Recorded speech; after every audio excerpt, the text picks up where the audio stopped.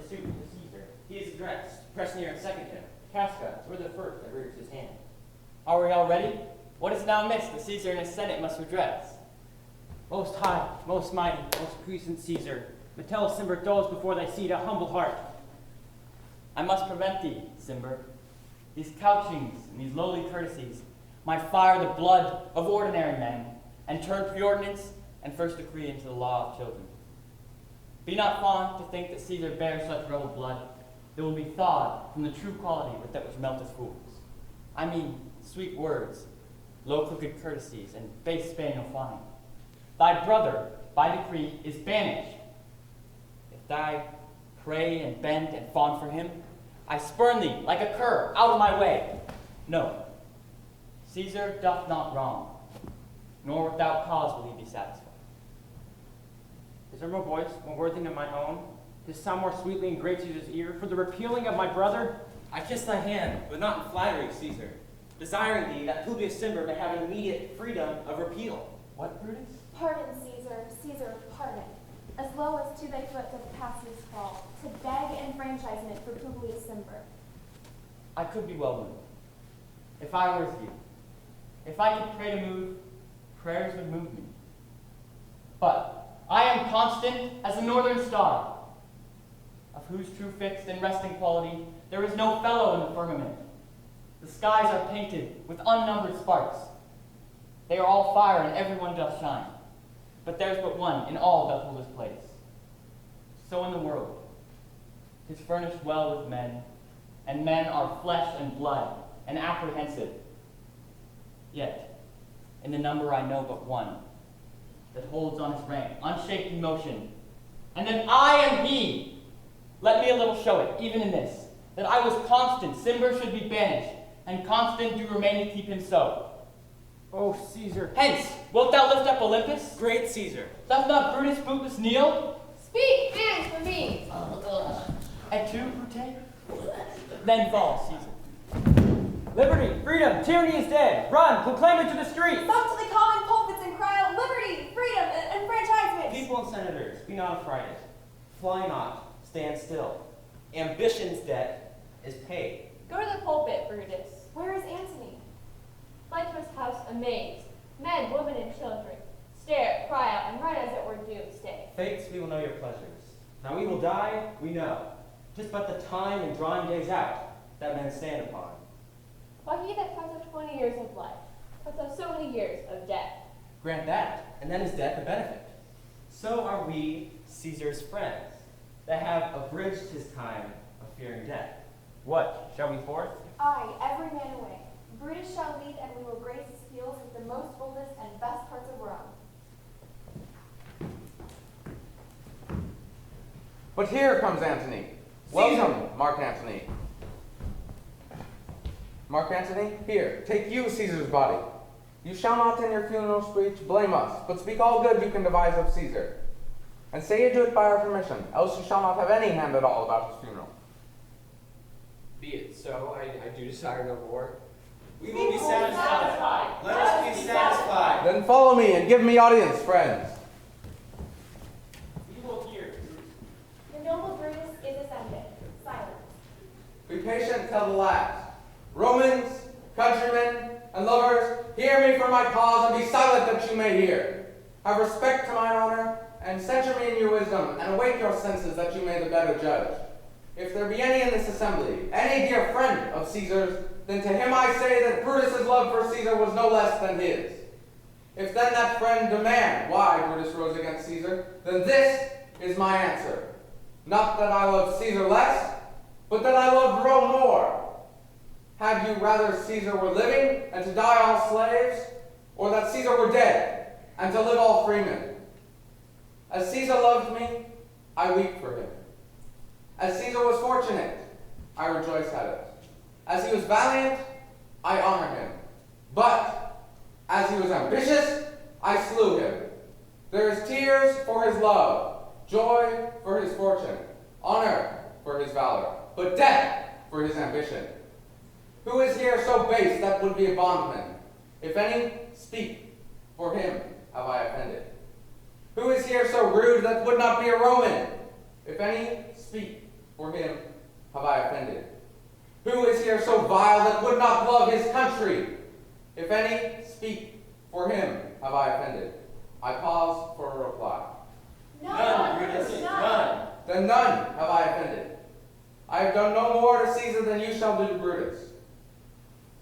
Here comes the body, mourned by Mark Antony, who, though he had no part in his death, shall receive the benefit of his dying, a place in our commonwealth, as which of you shall not? With this I depart, that as I slew my best lover for the good of Rome, I have this same dagger for myself when it shall please my country to thee by death. Live, Brutus, live, live. Bring with him triumph home into his house. Give him a statue of his ancestors. Let him be Caesar. Caesar's better parts shall be crowned in Brutus. We'll bring him to his house with shouts and clamor. My countrymen, Peace, silence. Brutus speaks. good countrymen, let me depart alone, and for my sake stay here with Antony. Do grace to Caesar's corpse, and grace his speech tending to Caesar's glories, which Mark Antony, by our permission, is allowed to make. I do entreat you not a man depart save I alone till Antony have spoke. Stay, ho, let us hear Mark Antony. Let him go up into the public chair. We'll hear him. Noble Antony, go up. For Brutus' sake, I am beholden to you. What does he say of Brutus? He says for Brutus' sake he finds himself beholden to us all. For best he speak no harm of Brutus here. This Caesar was a tyrant. Nay, that's certain. We are blessed that Rome is rid of him. Peace, let us hear what Antony can say. Friends, Romans, countrymen, lend me your ears.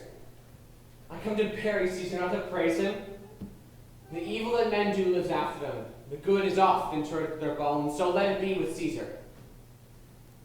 The noble Brutus hath told you that Caesar was ambitious. If it were so, it were a grievous fault. And grievously hath Caesar answered it. Here, under leave of Brutus and the rest, for Brutus is an honorable man, so are they all honorable men, come I to speak at Caesar's funeral. He was my friend, faithful and just to me. But Brutus says he was ambitious, and Brutus is an honorable man.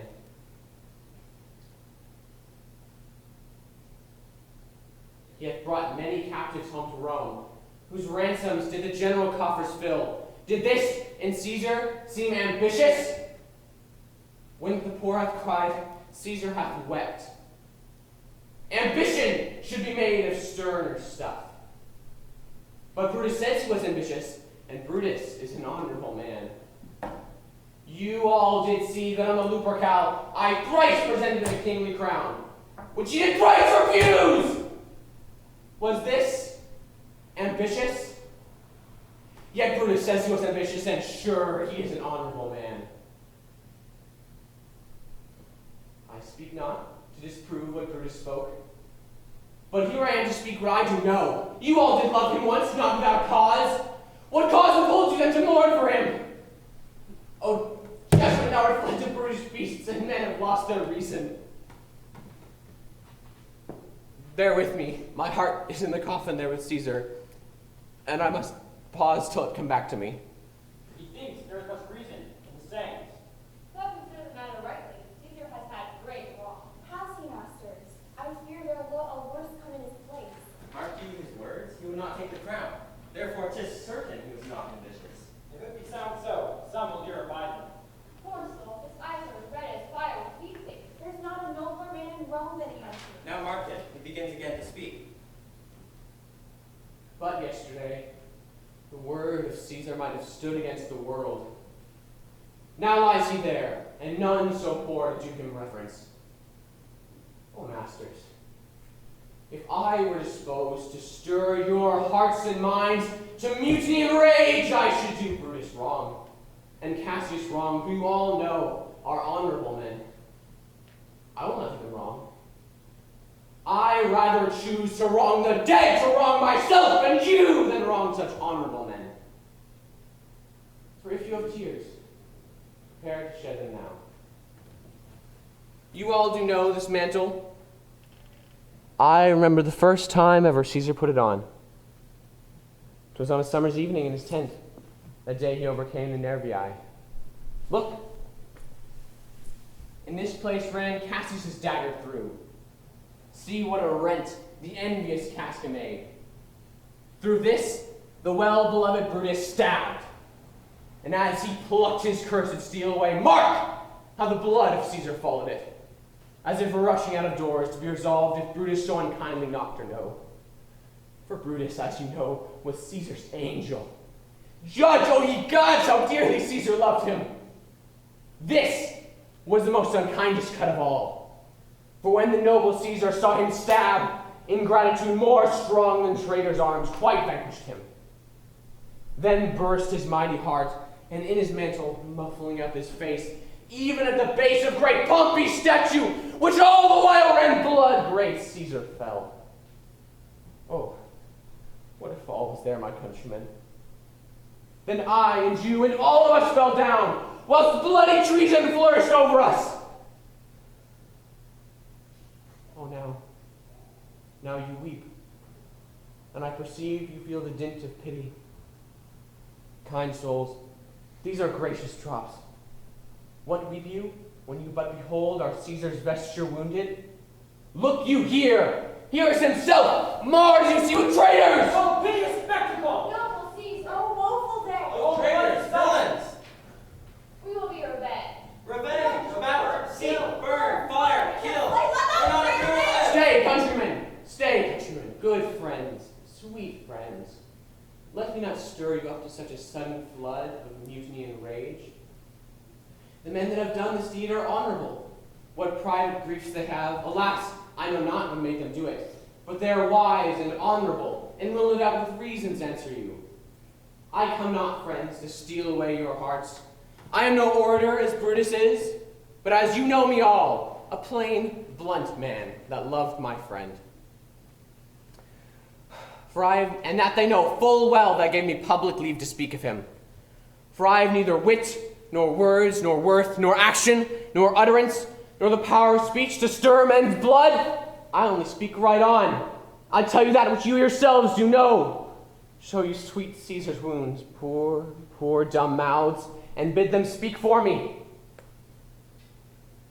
But were I Brutus, and Brutus Antony, there were an Antony that would ruffle up your spirits and put a tongue in every wound of Caesar's that should move the very stones of Rome to rise and mutiny.